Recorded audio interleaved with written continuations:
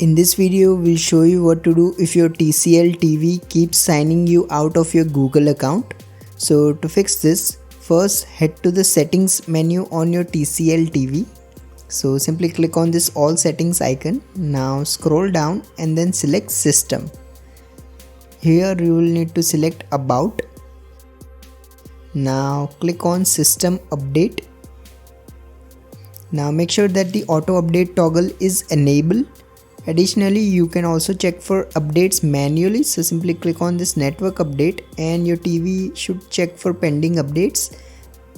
If there are no pending updates available or if the issue persists even after you update your TCL TV, go back to the about menu again.